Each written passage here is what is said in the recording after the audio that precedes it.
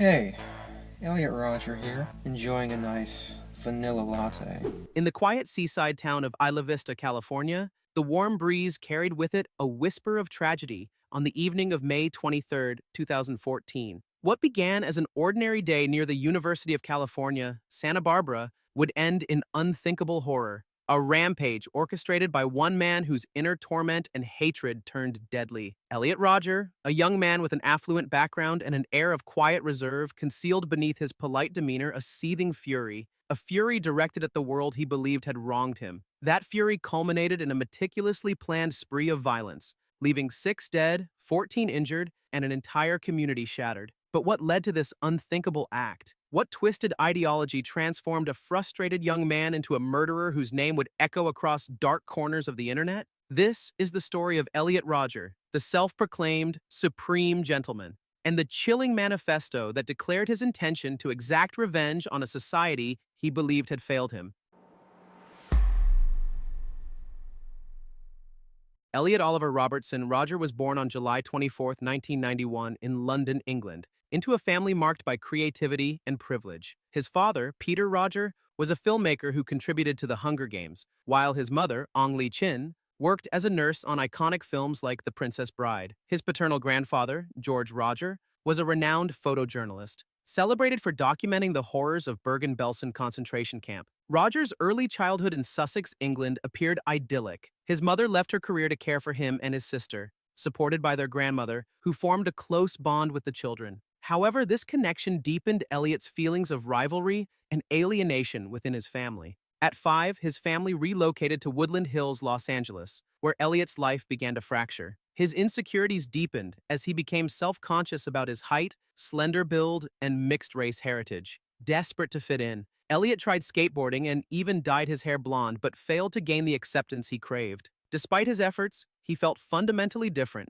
and excluded, particularly from romantic connections. By adolescence, these struggles fermented into resentment and frustration. Elliot's perceived injustices, especially in relationships, left him bitter and angry, convinced the world was unfairly withholding what he felt entitled to. These seeds of discontent would grow, setting the stage for the tragic events that would later unfold. Elliot Rogers' teenage years were marked by deepening social struggles. After his mother briefly dated George Lucas and Steven Spielberg, Roger had access to glamorous Hollywood events. But these experiences only highlighted his growing isolation. As his stepmother became pregnant and gave birth to his half-brother, Roger retreated further into his own world, immersing himself in video games and online chat rooms. These virtual spaces offered an escape but failed to alleviate his loneliness or growing resentment toward women. Puberty intensified his feelings of inadequacy, particularly as he began to view himself as forever unable to have romantic relationships. Roger's frustration worsened when he was bullied at school,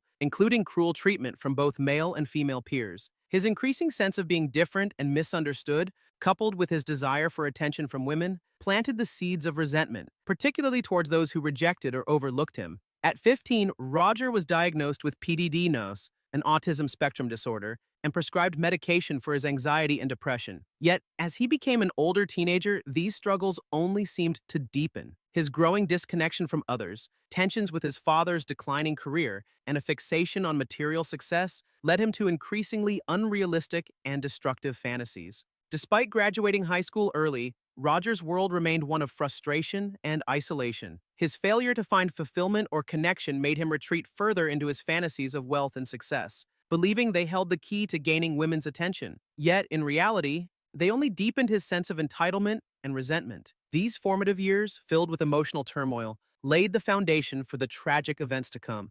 By 18, Elliot Roger had completely disconnected from his mental health treatment, blaming his parents for his lack of success and the isolation he felt. His resentment grew as he struggled with loneliness and frustration, unable to form meaningful relationships. Despite attempts to find work or education, Roger found solace only in bitterness, believing any job was beneath him. His time at Moorpark College ended after a year marked by deepening envy towards couples and increasing social anxiety. He isolated himself further, relying on fantasies of power and revenge. Relationships with friends deteriorated as he shared his dark thoughts, eventually pushing everyone away. His life, filled with rejection and perceived injustice, stewed in isolation, fueling his desire for revenge against those he believed had wronged him. His sense of entitlement and anger led him to a tragic path, where he sought not just to be noticed, but to exact a horrific form of recognition that would cement his place in history. Elliot Rodger was active on various social media platforms where he portrayed himself as a privileged, sophisticated individual. His Facebook showcased selfies from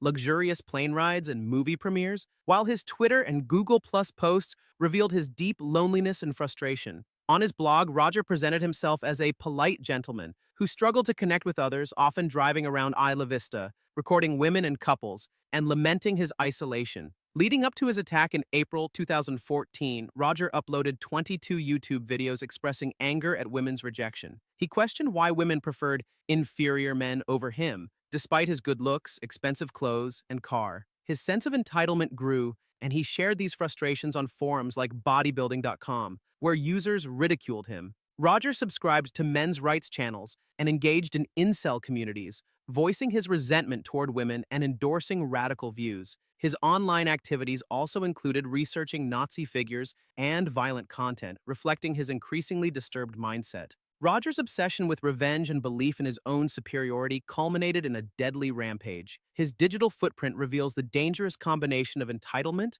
misogyny, and radicalization that led to the tragic events of May 23, 2014. In the weeks leading up to his attack, Elliot Rodger wrote a 137-page manifesto titled My Twisted World, where he expressed frustration with his social life, particularly his inability to form relationships. He blamed women for rejecting him and developed an increasingly distorted view of his entitlement to their attention. His manifesto detailed a sense of resentment toward women, viewing their rejection as a personal affront. Rodger's feelings of loneliness, isolation, and jealousy led to a belief that society owed him affection and validation. Rodger meticulously planned his day of retribution, intending to carry out acts of violence against those he felt had wronged him, particularly women and couples. He posted videos online discussing his frustrations with women and visited gun ranges in preparation. He even contemplated postponing his attack after feeling ill, but ultimately moved forward with his plan. His manifesto and online activity reflect the dangerous effects of resentment and entitlement,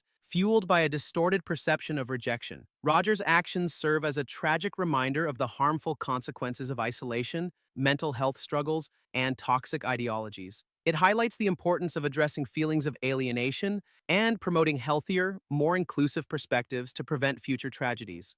In the days leading up to the tragic events of May 2014, Elliot Rodger's behavior became increasingly concerning. On April 30th, his mother, unable to reach him, discovered a video titled "Why Do Girls Hate Me So Much?" on his YouTube channel. Disturbed by its content, she reached out to a family friend who contacted a crisis hotline. This led to a welfare check by local authorities. When the police visited Rodger, he assured them he had no intention of harming anyone and claimed his videos were a means of expressing his social frustrations. After speaking with his mother, the officers concluded he did not pose an immediate risk and left without inspecting his apartment or checking for weapons, a decision that would later prove critical. Rodger, relieved by the police's departure, continued to prepare for his attack. He deleted some videos, including the one that had prompted the welfare check, but later reposted them, explaining that his family had forced him to remove them. In the weeks leading up to the attack, Rodger drove around Santa Barbara, engaged in disturbing encounters like an altercation at Goleta Beach, and made unsettling remarks to his mother and sister during a dinner.